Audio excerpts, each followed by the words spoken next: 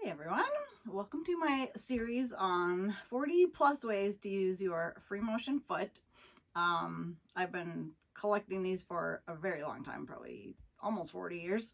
My first job out of college was not teaching like I went to school for, but at a sewing shop, and we did custom sewing and repairs and alterations and just pretty much anything people in Fairbanks could think up, which was a lot of stuff.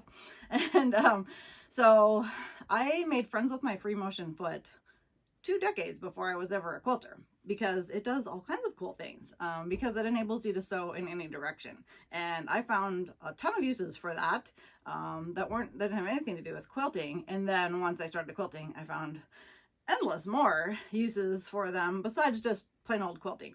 And I think it's really fun, so I hope you'll get some good ideas.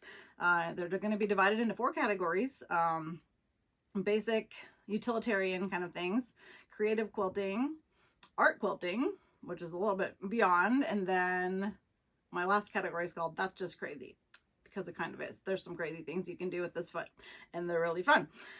So if you're brand new somehow to sewing or quilting, I will show you what a free motion foot is. Hopefully you can see it. This is my favorite one. It's got an open toe. It doesn't look like a normal sewing machine foot at all. It doesn't even, when you put it on the machine, it doesn't even put pressure on the fabric when it's down. The fabric can slide underneath there, and that makes you able to sew in any direction. You also lower the feed dogs usually, so that it's not pushing your fabric, but it doesn't really anyway, because there's not enough contact. But then you can sew in any direction, and that you can do a whole lot of super cool things with that. I have a bunch of varieties of them, because they come, like this one has a closed loop, and I've been using this one a lot more. This one is the same way, just a different version. I've been using these a lot on my collage quilts, because they're covered with netting or tulle on the top, and the little toes on the open toe one would get caught all the time. So I use this to go on anything that could potentially catch my little toes. All right, this one has a hole too, but it's very small, and I think this one's intended for machine embroidery. I don't even know, because I don't do that very often. But you can still use it for some of the things that I'm going to show you, not all of them.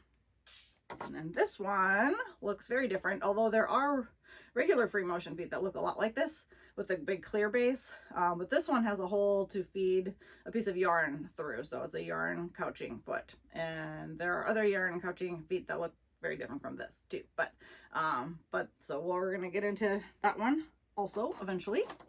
But we're going to start with just some of the more basic utilitarian ones, and then gradually move into some of the more creative ones. But some of them, even in the very beginning, are going to maybe surprise you. So I hope so.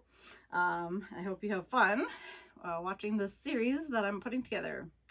Thanks for coming along.